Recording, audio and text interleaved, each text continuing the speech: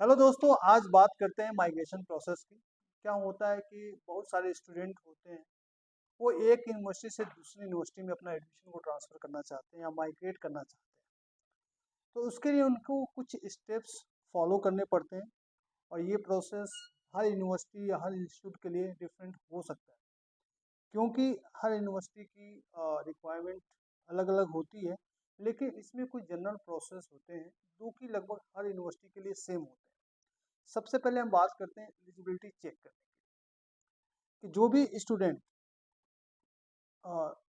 एक यूनिवर्सिटी से दूसरी यूनिवर्सिटी या एक इंस्टीट्यूट से दूसरे इंस्टीट्यूट में माइग्रेट करना चाहता है, तो सबसे पहले स्टूडेंट को ये इंश्योर करना होगा कि दूसरी यूनिवर्सिटी में या दूसरे इंस्टीट्यूट में ट्रांसफ़र होने के लिए वो एलिजिबल है या नहीं है। कुछ यूनिवर्सिटी अपनी स्पेसिफिक रिक्वायरमेंट रखते हैं, जिसमें मिनिमम मार्क्स होते हैं, कोर्स कंप्लीबिलिटी होती है, बच्चे ने अपना कोर्स कंप्लीट किया है नहीं किया है, कोई उसका कोई बैकलॉग है या नहीं है। क्योंकि जो एलिजिबिलिटी क्राइटेरिया होती है, ये पहला स्टेप है कि स्टूडेंट दूसरी यूनिवर्सिटी में ट्रांसफ़र होने के लिए एलिजिबल है या नहीं। जो आपकी पहली इंस्टीट्यूट या यूनिवर्सिटी है, क्या वो आपको अलाउ कर रही है या नहीं कर रही है, इस पर भी डिपेंड करता है।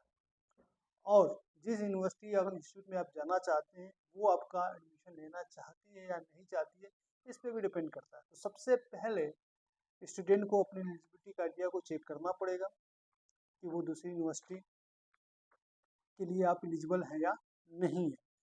और दूसरी बात करते हैं ट्रांसफ़र पॉलिसी की। तो हर यूनिवर्सिटी, हर इंस्टीट्यूट की ट्रांसफ़र पॉलिसी अलग अलग होती है। सो हर यूनिवर्सिटी या इंस्टीट्यूट का अपना ट्रांसफ़र पॉलिसी होता है।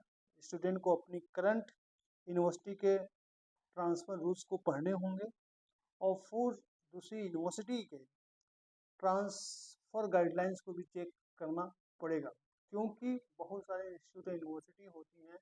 अगर आप एक यूनिवर्सिटी से दूसरी यूनिवर्सिटी में ट्रांसफ़र हो रहे हैं, तो उसकी कुछ वो फ़ी भी चार्ज करते हैं, तभी वो आपको एनओसी देते हैं या चीज़ें देते हैं, ताकि आप दूसरी यूनिवर्सिटी में एडमिशन ले सकें। तो पहली हो गई एलिजिबिलिटी क्राइटेरिया, जो कि आपको पता करना पड़ेगा कि वो दूसरी यूनिवर्सिटी के लिए आप एलिजिबल है या नहीं है।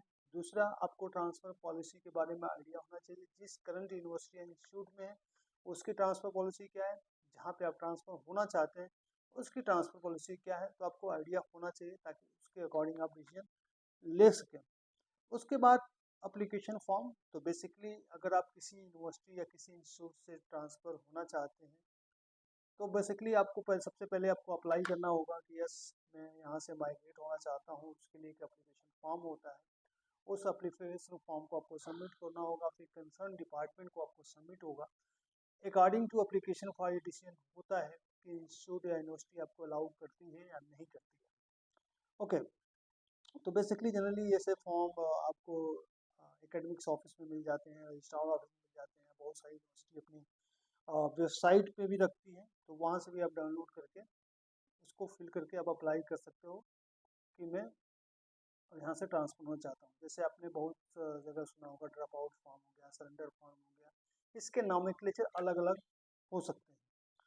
अब बात करते हैं रिक्वायरमेंट क्या होती है, कौन कौन से डॉक्यूमेंट रिक्वायर्ड होते हैं। तो सबसे पहले करंट यूनिवर्सिटी का आपके पास एडमिशन प्रूफ होना चाहिए कि हाँ, इस यूनिवर्सिटी में आप पढ़ रहे हो। मार्कशीट होना चाहिए, करेक्टर सर्टिफिकेट होने चाहिए, माइग्रेशन सर्टिफिकेट, जो कि सबसे इम्पोर्टेंट डॉक्यूमेंट है, वो है माइग्रेशन सर्टिफिकेट।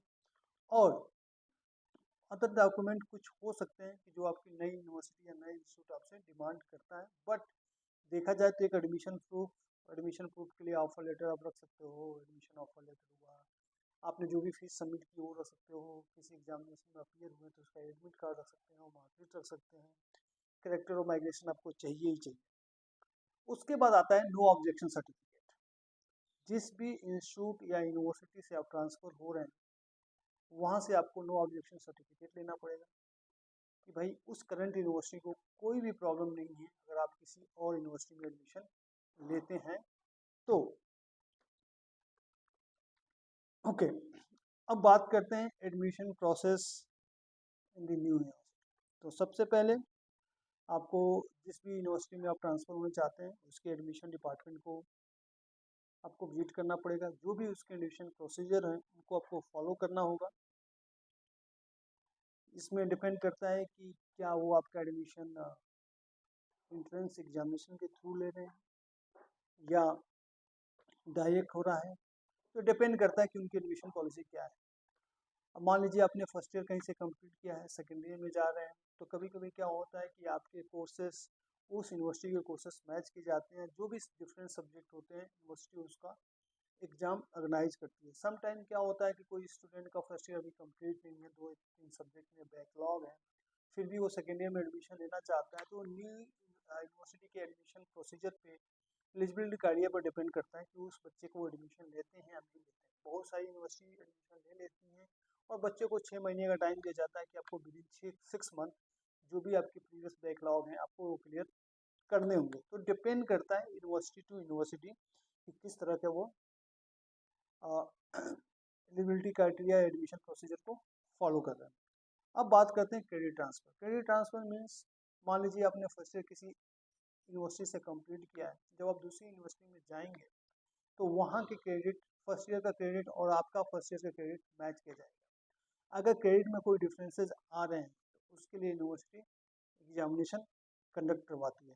तो बेसिकली क्या होता है कि स्टूडेंट को अपने करंट कोर्स के क्रेडिट को न्यू यूनिवर्सिटी के कोर्स के क्रेडिट के साथ अलाइन करवाना होता है।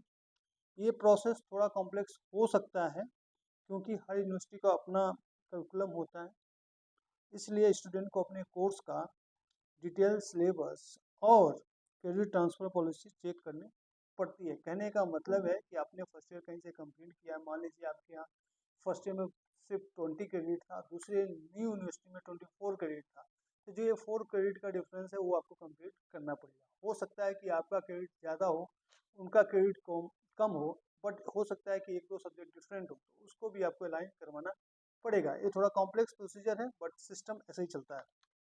उसके बाद जब भी आप किसी एक यूनिवर्सिटी से दूसरी यूनिवर्सिटी में जाते हैं तो माइग्रेशन सर्टिफिकेट आपको रिक्वायर्ड होता है। ये आप जिस करंट यूनिवर्सिटी में वही यूनिवर्सिटी आपको प्रोवाइड करती है। माइग्रेशन का मतलब होता है हाँ स्टूडेंट माइग्रेट कर सकता है, यूनिवर्सिटी को कोई प्रॉब्लम नहीं।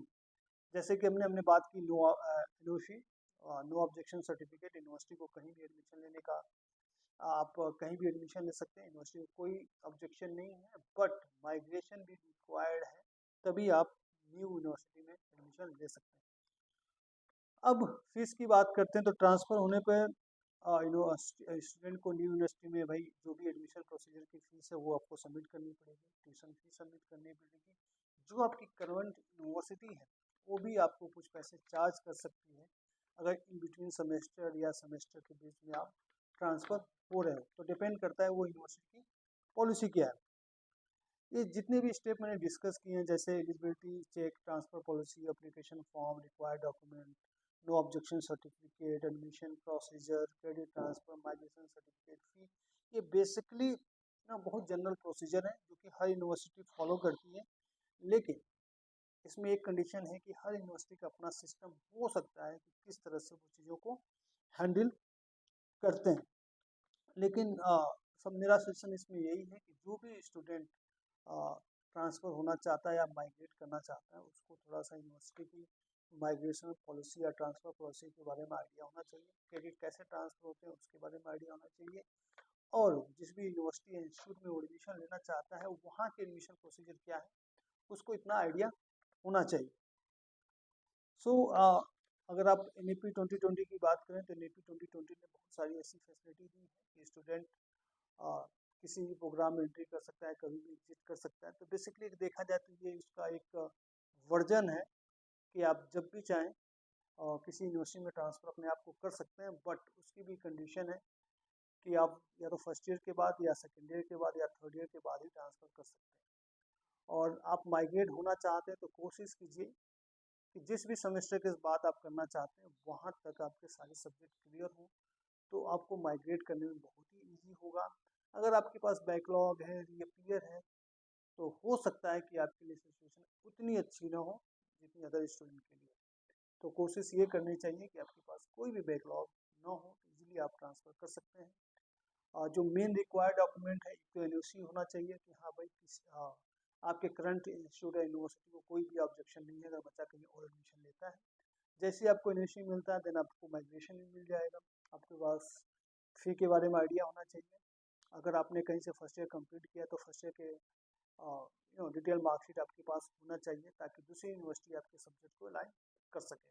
तो आई थिंक ये सब बेसिक प्रोसीजर है जो सभी इंस्टीट्यूट या यूनिवर्सिटी फॉलो करते हैं। So thank you for watching this.